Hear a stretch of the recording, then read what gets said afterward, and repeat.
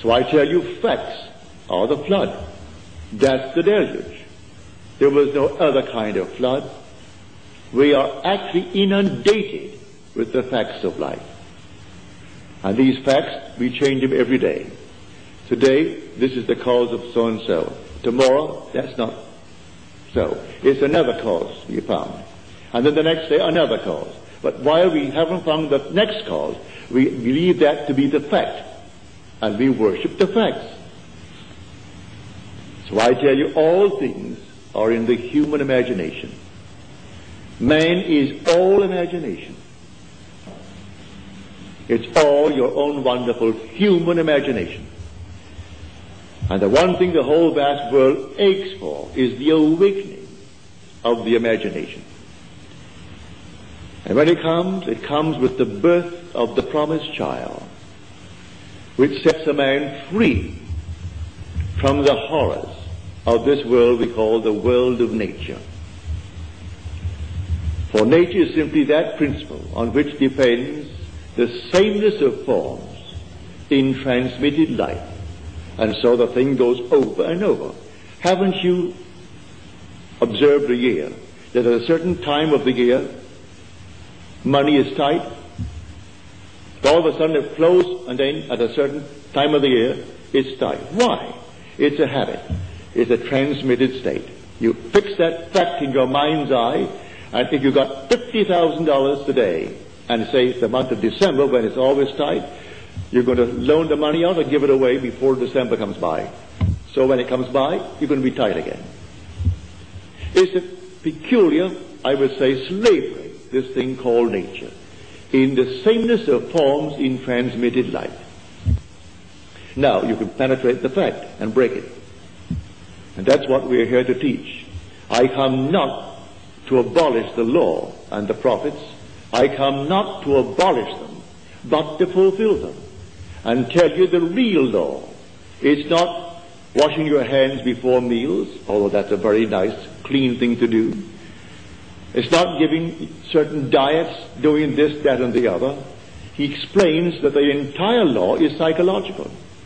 He takes one of the commandments, which is a graphic one, to show you how everything must be interpreted psychologically. He said, you have heard it said of old, you shall not commit adultery. But I say unto you, any man who looks lustfully upon a woman has already committed the act in his heart with her. But what man hasn't? What man has not violated that? So he tells you the whole thing is a psychological thing. You can't restrain the impulse because you may restrain it based upon 1,000 different reasons. Maybe you are afraid of the consequences. Maybe you are afraid that someone will find out. Maybe you're afraid of this, that, and the other. But the impulse was there, and he tells you the impulse was the act. Well, if the impulse was the act, then creative acts are imaginal. For it was an imaginal act. So I have to observe my imaginal acts. For the imaginal act is a fact. It's going to actually become a fact and then confront me. Here was a lady in San Francisco. She said, my brother, and she said to me, I think he's innocent, but I do not know the facts of the case. But he was given 6 months at hard labor. He was in the army. And I don't think my brother should get 6 months hard labor in the army. I said, you want him out? He said, certainly I do. I said, I'll tell you what, that you may try it, so you can give all praise to yourself and not to me. You do it. But what must I do? Well, if he was out, would he come home? Oh, yes, he'd come straight to my place. All right. And if he came to your place, what would you do? Well, she said, I would throw my arms around him and kiss him. Feel him. I said, all right, do that. When you go home tonight, sit where you would normally sit, and just imagine that your brother is there, and that you have thrown your arms around him, and you're holding him and hugging him, and kissing him. The next Sunday morning, in my meeting in San Francisco, that woman could rise and tell this story. She said, I went home, and I imagine I heard the doorbell ring. And the doorbell is downstairs. I have to run down one flight of stairs to answer that door. So I heard it ring, and I ran downstairs, and I flung the doors open, and here stood my brother. I went back upstairs, There was no brother, but I did it so vividly, it was almost like a disappointment that I didn't actually see him standing there. But it seemed so real to me. Well, a few days later, she's sitting upstairs, and the doorbell rings. She said, I almost broke my neck to get downstairs, because I knew what was going to happen. And here she threw the door open. Here is her brother. And she stood up in the audience and told that story to the 1,000 who were present that Sunday morning. And they all saw, no one, I presume, would go and verify it. I trusted her implicitly. If she lied to me, well, then it's entirely up to her. But I'm convinced the whole thing was true. I don't check you.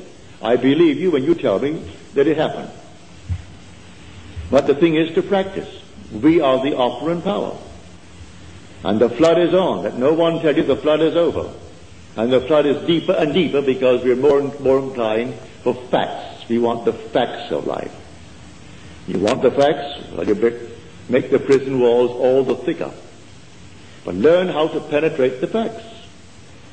And as you penetrate the fact, you must go to a certain objective beyond the fact. What do you want now? Well, then you go into the state of the wish fulfilled. What state? The state you decide. You determine what you want in this world. And you go right into that state. And then ignore the facts. Suppose the facts now still denies what you did. It doesn't matter. Let the facts remain. They'll dissolve.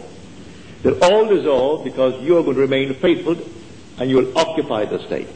No longer are you going to construct it and not occupy it. You're going to occupy the state. And as you occupy the state, it's going to work.